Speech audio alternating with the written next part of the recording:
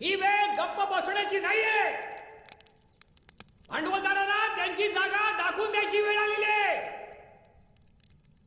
संघर्षाची खिडकी आता पडलेली आहे. आता माघार नाही. बोला कामगार एकजुटीचा.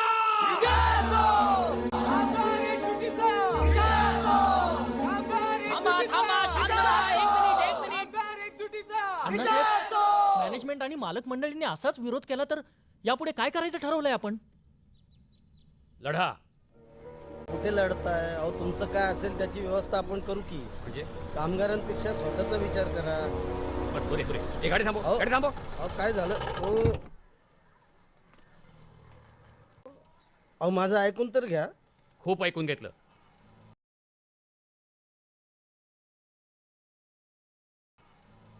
कोण समजता कोण मला? दलाल? हजारो कामगारांचा केसांना गळा कापू मी? कामगार चुकताय तुम्ही. मी नाही, तुम्ही चुकलाय. घोडचूक केले तुम्ही. भोगा आता फळ. या चुकीला माफी नाही. म्हणजे याची शिक्षा भोगावीच लागेल तुम्हाला.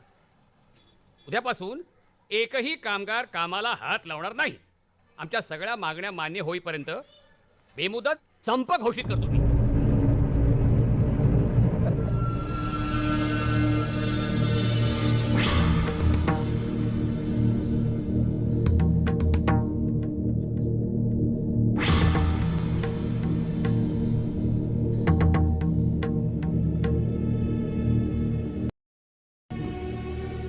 अण्णा काय रे?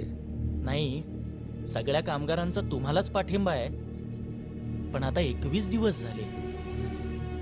बरं मग नाही, त्यांनी असं सांगितलंय की काही मागण्या मान्य करतो म्हणून, पण संप मागे घेतलात तर बाकीच्या मागण्यांचा पण विचार करणार आहेत. तुम्ही त्यांच्याशी बोललात तर?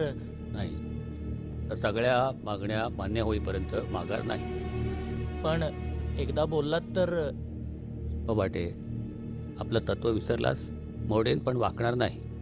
आता माघार नाही आणि मागण्या मान्य होईपर्यंत बोलणार नाही.